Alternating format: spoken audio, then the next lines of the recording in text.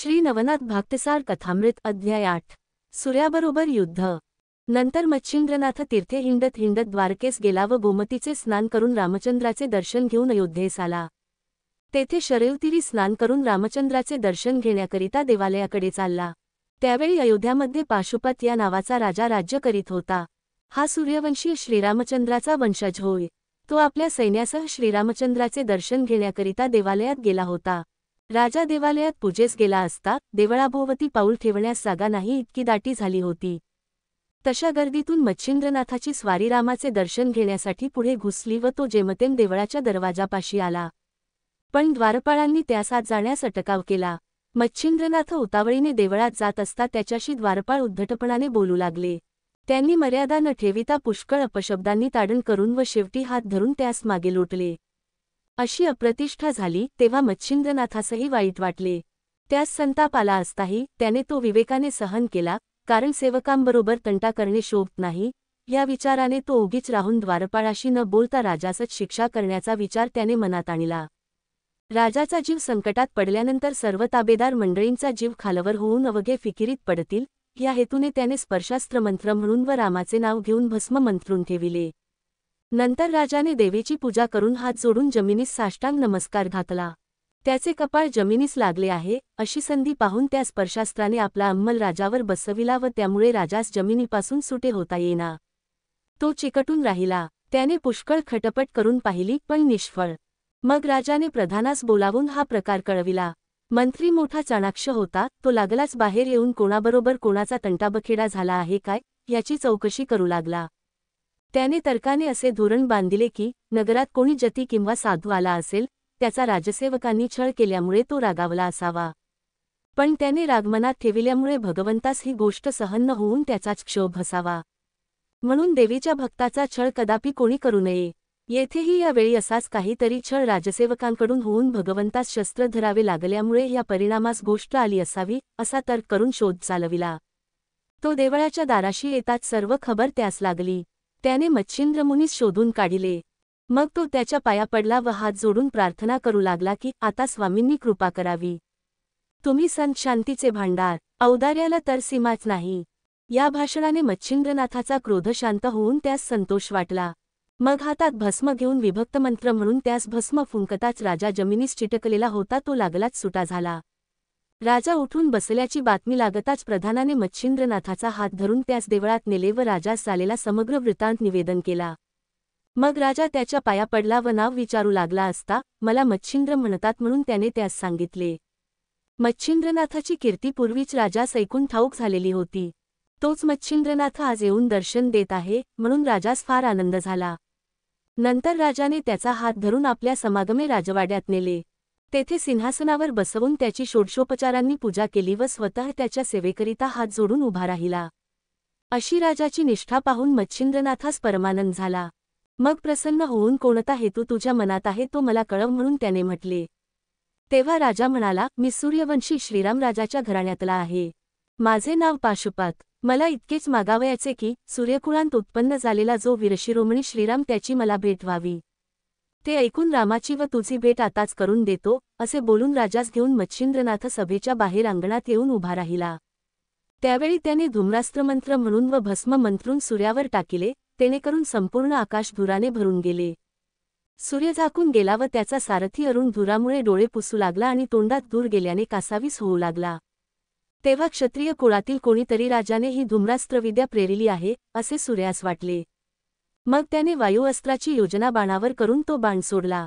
तेव्हा मोठा वारा सुटला, त्या योगाने धूर दाही दिशांस फाकला। मग मच्छिंद्रनाथाने पर्वतास्त्राची योजना केली। त्याने सूर्याच्या रथास अडथळा झाला त्या क्षणीच सूर्यनारायणाने वज्रास्त्र सोडिले। तेणेकरून पर्वतास्त्रापासून निर्माण झालेल्या सर्व पर्वताचा नाश झाला। मग मच्छिंद्रनाथाने ब्रह्मास्त्राची योजना केली। तेव्हा घोड्यासहित अरुण सुद्धा भ्रमिष्ठ होऊन वाट सोडून रथ भलतीकडे नेऊ लागला। असे पाहून सूर्याने ज्ञानास्त्र सोडिले।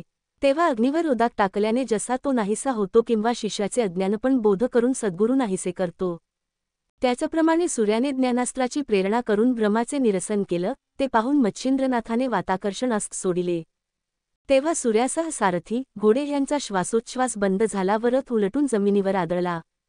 त्याबरोबर सूर्यही रथाखाली पडला। त्या तेजोमय सूर्याच्या योगाने पृथ्वी जळून जाऊ लागली. तेव्हा मच्छिंद्रनाथाने उदकास्त्राची योजना केली. मग अपरिमित जलवृष्टी होऊन दाह शांत झाला. परंतु सूर्य खाली होऊन बेशुद्ध झाल्याने देवांची तोंडे सुकून गेली. ते सर्व मच्छिंद्रनाथाजवळ आले. ब्रह्मदेवा, विष्णू, शिव, वरुण, अश्विनी, कुबेर, गंधर्व वगैरे सर्व देव लगबगीने धावत आले. एका सूर्यासाठी हे सर्व देव महिवरती उतरून मच्छिंद्रनाथाजवळ गेले व सूर्यापासून कोणता अपराध झाला आहे म्हणून त्यांनी विचारले. तेव्हा मच्छिंद्रनाथाने नमस्कार केला आणि उत्तर दिले की, हा पाशुपत राजा सूर्यकुळातला असताही सूर्य आपल्या वंशाचा बिलकुल समाचार घेत नाही व ह्याच्याकडे नुसता ढुंकूनसुद्धा पाहत नाही. पाशुपत राजा सूर्यास आवडत नाही म्हणून त्यास वळणावर आणावयासाठी मला असे करावे लागले. असे करण्यामध्ये आणखी दुसरे हेतू आहेत. माझ्या साबरी मंत्रविद्येला सूर्याचे बिनहरकत साह्य मिळावे व ज्याने सूर्यवंशामध्ये अवतरून विजयध्वज लाविला त्या श्रीरामचंद्राची या पाशुपत राजास भेट व्हावी. का की या राजाचा मजवर पूर्ण लोभ आहे. यास्तव हे चक्रपाणी माझे इतके हेतू पुरवावे. हे ऐकून विष्णूने सांगितले की तुझ्या मनाप्रमाणे सर्व गोष्टी घडून येतील, परंतु अगोदर सूर्याला सावध कर. तो तुझ्या मंत्राला सर्व गोष्टींनी अनुकूल असून जेथे त्याचे नाव निघेल तेथे तो स्वतः येऊन तुझे कार्य पार पाडून देईल. सहज सूर्याचे नाव घेतले असता पाताक भस्म होते. मग ते मंत्रप्रयोगाच्या जोडीने घेतले तर फारच उत्तम फल प्राप्त होईल. आम्ही सर्व देव तुझ्या कार्यासाठी उतरलो आहो. आता विलंब न करिता यास लवकर उठीव. वीरभद्राच्या युद्धप्रसंगाच्या वेळेस आम्ही तुझ्या म्हणण्याप्रमाणे वागण्याचे कबूल केले. नागपत्रश्वत्थाचे ठिकाणी तुला वरदाने दिली. असे असता अजून संशयात का पडतोस?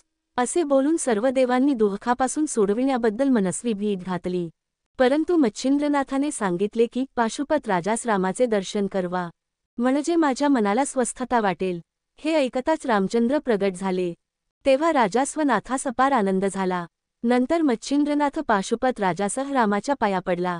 त्यास रामाने पोटाशी धरिले. त्याचवेळी मच्छिंद्राने रामाची प्रार्थना केली की तुझे नाम श्रेष्ठ होय.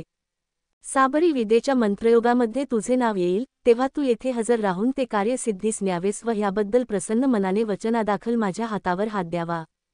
हे ऐकून रामाने की तिन्ही देवांचा अवतार दत्तात्रय, त्याचा पूर्णपणे वरदहस्त तुझ्या मस्तकावर, तो पूर्ण ब्रह्म नरसिंह अवतार, त्याचीही तुला पूर्ण अनुकूलता. मग मी का तुला साह्य न व्हावे? तर तुला मी सर्वस्वी साह्य आहे. मंत्रात माझे नाव निघताच मी ते कार्य करीन असे त्यास रामाने वचन दिले. त्यावेळी त्याने असेही सांगितले की तू कविनारायणाचा अवतार असल्यामुळे आपण उभयता एकच आहो. असे सांगून सूर्यास उठविण्यासाठी रामाने मच्छिंद्रनाथाचे पुष्कळ आर्जव केले. मच्छिंद्रनाथाचा त्या वेळचा आनंद अपरिमित होता. मग मच्छिंद्रनाथाने वायुक्त अस्त्रमंत्र म्हणून भस्म टाकीताच सूर्य सावध झाला व त्याने सर्व देवांना जवळ बोलाविले. सर्व देवांनी त्यास नमस्कार केला. पुढे हा कोणत्या वीराचा प्रताप म्हणून सूर्याने विष्णूस विचारिले व मला हात दाखविणाऱ्या प्रतापी वीरास एकदा आणून मला भेटवा म्हणून सांगितले. सूर्यास भेटण्यासाठी देवांनी मच्छिंद्रनाथास बोलाविले. मग सूर्यापासून दाह न व्हावा म्हणून चंद्रास्त्र मंत्रून नाथ त्यास भेटावयास गेला. नमस्कार केल्यानंतर सूर्याने त्यास नाव गाव विचारिले असता विष्णूनेच मुळापासून त्यास कथा सांगितली.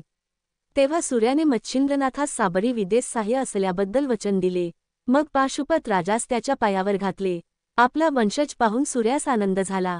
मग त्याचे समाधान करून सूर्यासह सर्व देव आपापल्या ठिकाणी गेले. मच्छिंद्रनाथही राजाचा निरोप घेऊन व रामाचे दर्शन घेऊन पुढे तीर्थयात्रा करीत चालला.